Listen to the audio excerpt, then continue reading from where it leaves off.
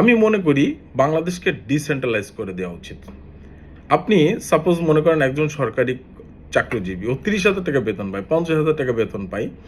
তো ও যদি ওর গ্রামে এই চাকরিটা করতে পারতো, মনে করেন একজন পুলিশ অফিসার, ও যদি ওর লোকাল এরিয়ায়, লোকাল থানায় যদি চাকরি করতে পারে, তাহলে ও ৩০,০০০ টাকা কিন্তু আরামসে চলে যাবে, বা ৪০,০০০ টাকা আরামসে চলে যাবে, কারণ ও নিজের বাড়িতে থাকবে এবং নিজের ফসলে ও ফসল করতে পারবে, ও তদারকি করতে পারবে এবং ওর খরচ নেই। তো এই জন্য এই ডিসেন্ট্রালাইজড হওয়ার দরকার, সব পেশার ঢাকা শহরের পরে। এই জন্য পুরো দেশের মানুষ হুমজি গিয়ে পড়তেছে। একটা মানুষের সারা জীবনের মানে স্বপ্ন থাকে যে ঢাকা শহরে একটা ফ্ল্যাট কিনবে বা বাড়ি কিনবে। আরে বাবা, জীবনই তো শেষ হয়ে যাচ্ছে একটা ফ্ল্যাটের স্বপ্নে।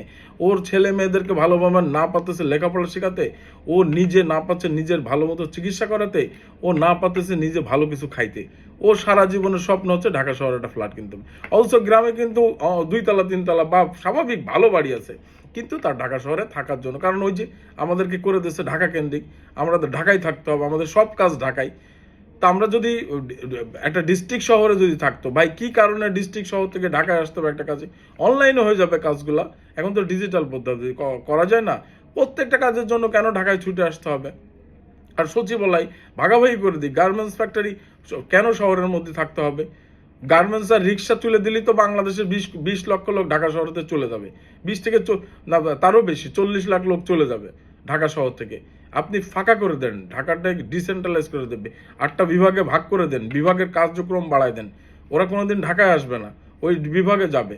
এবং একটা মানুষকে এমন জিনিস ওর লোকাল এরিয়ায় চাকরি করবে, ওর ঢাকায় পোস্টিং দিবেন না, অসুবিধা কোথায়? আর দুর্নীতি করলে কোনো ক্ষমা নেই, দুর্নীতি করবে পুরো সাসপেন্ড, কোনো কথা নেই, প্রমাণ হবে, ওর জীবনে কোনো চাকরি পাবে না। আর যে এই যে খাবারে ভেজাল দেবে, খাবারে ভেজাল দিলে ওর জীবনে কোনোদিন আর ট্রেড লাইসেন্স পাবে না। ওর ট্রেড লাইসেন্সে মানে ট্রেড লাইসেন্স ওই রকম টিন নাম্বার থাকবে, ওই এনআইডি কার্ড নাম্বার থাকবে, সার্চ দেবে তার বিরুদ্ধে কোনো অভিযোগ আছে কিনা এর আগে, ওই নামেও কোনোদিন আর ট্রেড লাইসেন্স পাবে না এবং ও বাংলাদেশে আর কোনোদিন ব্যবসা করতে পারবে না।